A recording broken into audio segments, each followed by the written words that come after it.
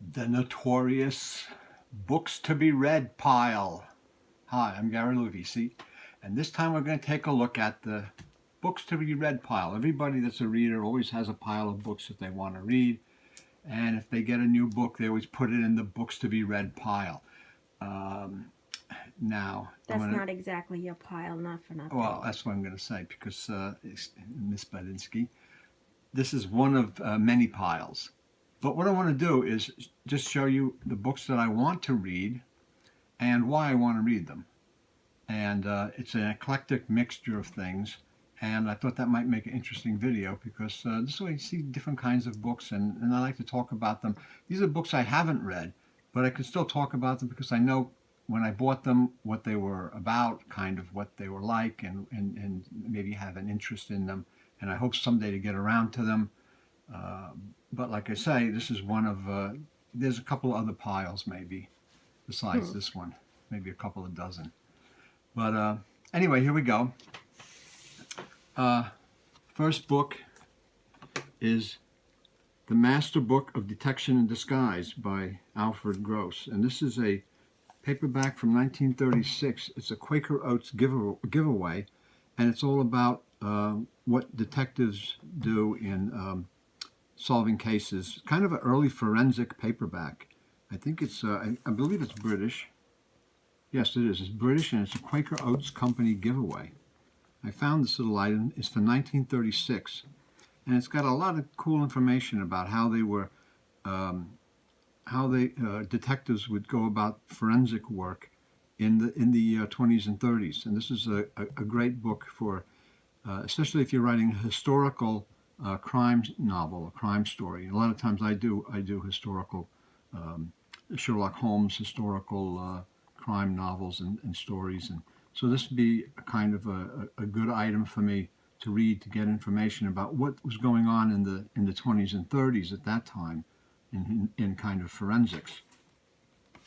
Next one is Northwest Passage by Kenneth Roberts. This is a Fawcett Crest book. This is just a terrific book. Kenneth Roberts, of course, is a magnificent historian who wrote many great books. This one was made into a movie with Spencer Tracy, Rogers Rangers, and this has the whole story of that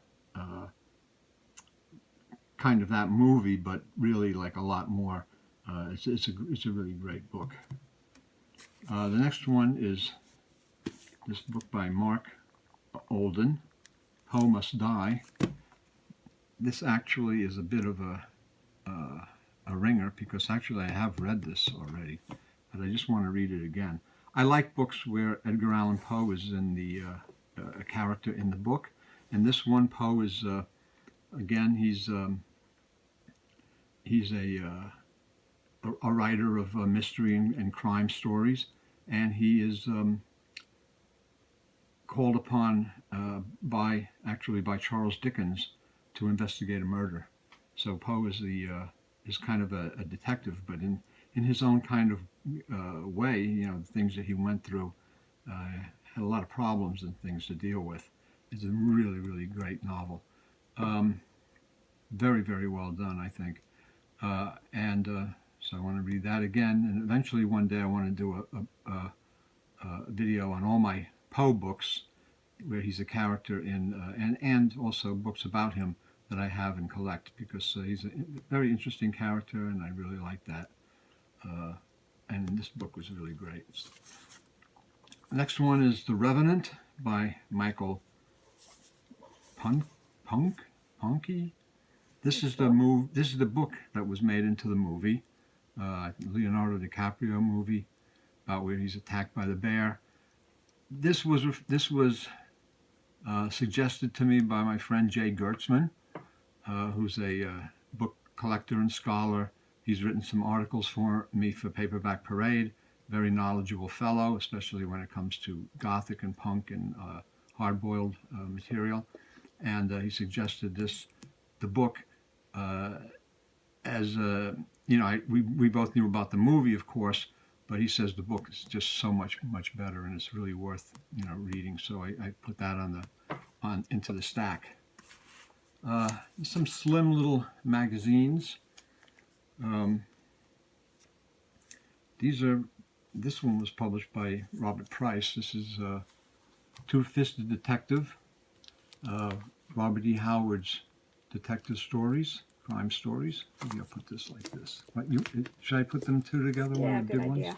Yeah, okay. So that's Two-Fisted Detective, stories by Robert E. Howard. This is from the other one is 1986, also Cryptic Publications by Robert Price. Payday. There's five, actually this is such a thin little pamphlet. 5 stories in there, Robert E. Howard stories.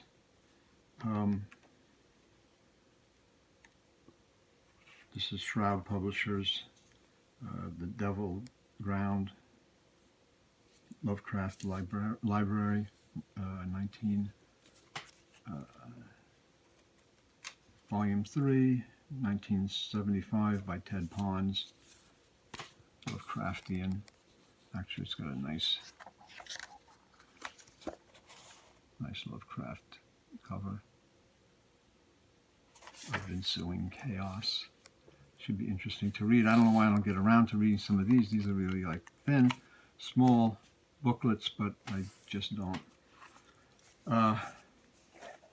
Next one is Unwritten, Hammett Unwritten, Owen Fitzstephen, trade paperback. This is a cool little, interesting. First of all, one thing about the book is that the cover is embossed, but not outside as they usually are, where you can feel it on the, it's inside, so you can see it. It's indented, embossed. Yeah, but this is all different. It's a novel about Hammett, and I like also novels where Hammett is a detective because he actually was a detective. He was a Pinkerton, and so this should be pretty cool to read. Next is Pyramid paperback from 1970, and it's Rook Takes Night. It's a Howie Rook mystery by Stuart Palmer. Stuart Palmer was a really, really good mystery crime writer and a Sherlockian, and he wrote some really good stuff. And his books are always good to read, very interesting. Next one is a Civil War novel. It's a Bantam paperback from 1956, and it's The Guns of Chickamauga by Richard O'Connor. And it's just a story about the battle, Civil War battle that took place in the West, in Tennessee. Usually a lot of the battles, when you're reading a history of the Civil War, it usually takes place in the East, in Virginia. Gettysburg is in Pennsylvania and all of that. This takes place in Tennessee and in that area. And so it gives you an interesting view of the Civil War in the western part of the country. And this one here is The Rebellion of Leo Mcguire by Clyde Byron Davis. It is a Bantam paperback, 838. He only knew one trade, crime, mystery crime novel. I have no idea what that's about at all. I never heard of the author or the book. I just like the cover. I like he only knew one trade, crime. The idea of the book, it seems like something really interesting.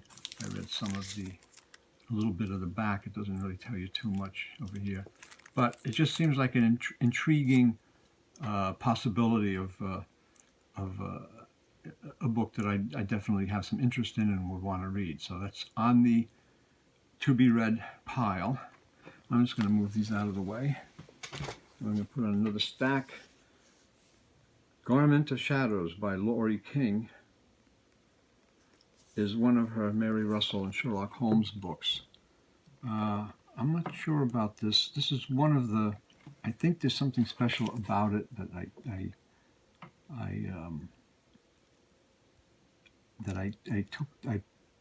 took this one out. I don't know what it is. I don't remember it now. but there was something special about this book that caught my interest. She's written a lot of really fine Sherlock Holmes, Mary Russell novels. The Beekeeper's Apprentice was the first one, and that was a really good book. And it's a fairly collectible, expensive one in first edition. And she's written many others, and this is a more of a later one, but I don't remember what it was of interest. That I'd have to look through it to see what it was that caught my attention, why I put that on the stack. The next one is Weird Tales number 50. I'm going to open this up because I have no idea what it's about. I mean, I know it's about Weird Tales, but it's packed in a very impossible to get out. And it has a Lee Brown Coy back cover, Weirdisms. And what it is it's Weird Tales 50, a tribute to Weird Tales. And it's a tribute to Weird Tales. This is one of the older collectible, booklets. Let me see who's in here. There's just a lot of good guys in here. E. Hoffman Price, Edmund Hamilton, Manly Wade Wellman, Robert Weinberg, Joseph P. Brennan, Wallace West, H. Warner Monk, Frank Belknap Long, Robert Bloch.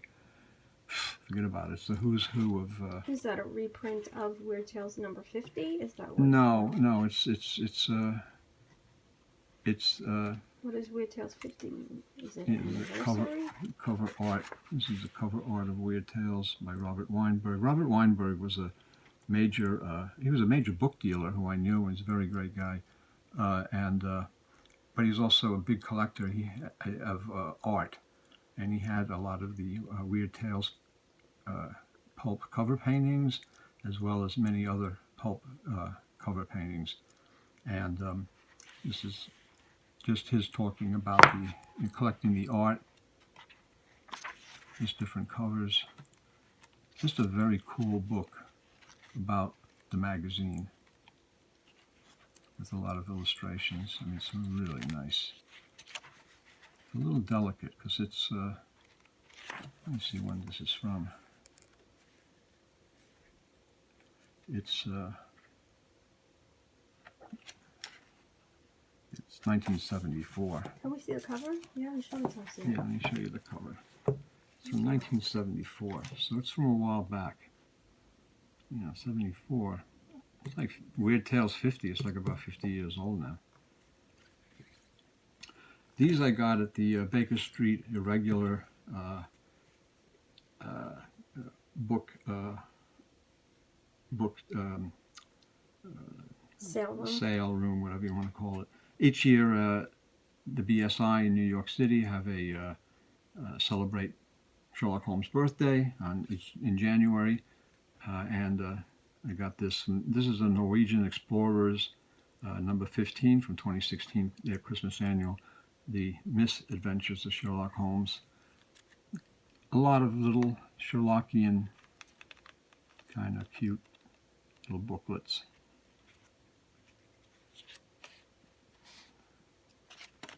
That's one of them, and then the other one is also Norwegian Explorers, Fame and Fortune in the Canon.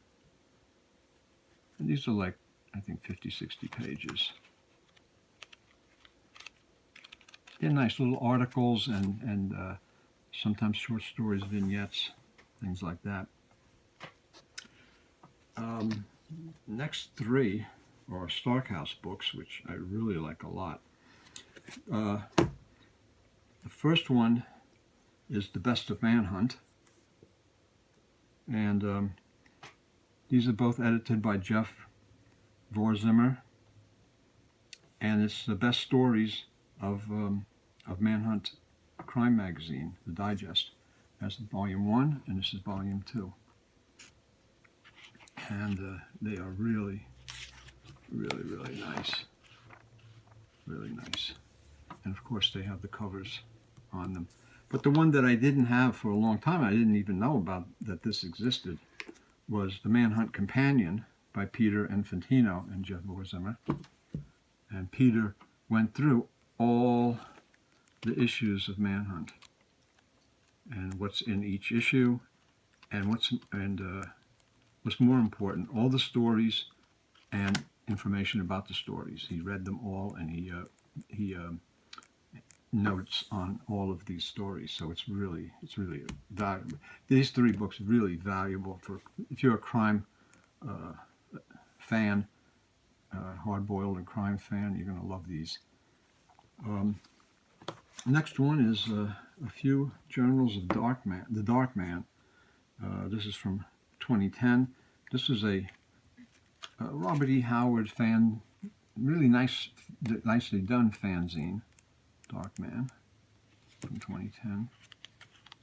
Again, like the Sherlock Holmes little booklets and pamphlets and stuff. You know, it's only a few pages. Well, it's funny because they actually volume number. It says number one. It goes to page 140. So what happens is they list each issue, all of them together by volume in numbers. So the pages. This is volume 4, number 2. This is from 2009. A special Robert E. Howard issue on his Pulps and Sexuality. And then the next one is The Dark Man, Volume 3, Issue number 2, from 2007. And this is the second issue of the magazine, all about the works of Robert E. Howard. That's the first Conan paperback, HD 36, and some of the British covers of Cull and Solomon Kane, some others with the picture of Howard on the back, and just all information about Howard, his life, his stories. Great stuff, great stuff. The Great Pulp Heroes. This was Mosaic Press, by Don Hutchison, and this is actually a printing from a reprint from 1998. Came out in '96.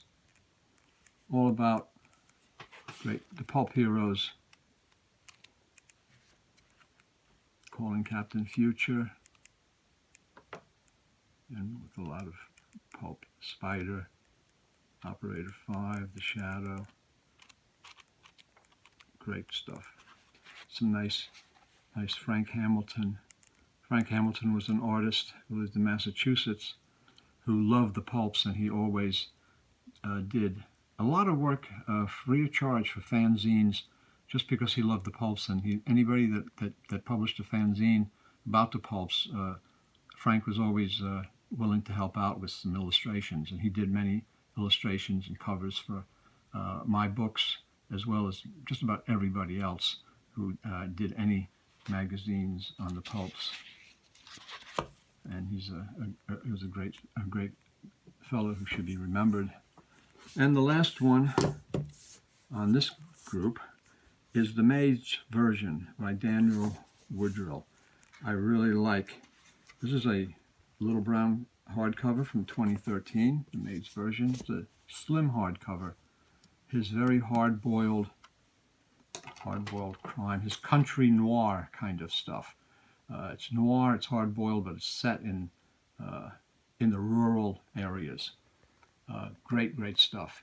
So this is some of the to-be-read pile. You're out of cookbooks? Huh? You're out of cookbooks? Cookbooks, only Will Cook books that I have. Yeah, I've been. Another thing is, like, I did a previous video on Will Cook's westerns. His westerns are really good. So when I was looking for other Will Cook books on eBay, I put in Will Cook books, and cookbooks come up, which is figures.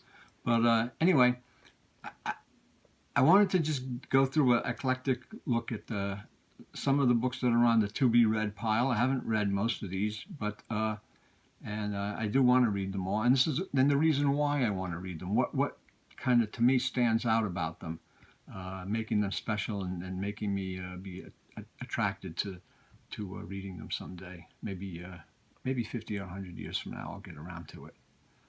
But I hope you like this video. I hope you like the idea of it. If you did, if you want to see more books from the to-be-read pile, let me know. Or any other questions about other books or things that you'd like to see, authors, artists, things like that.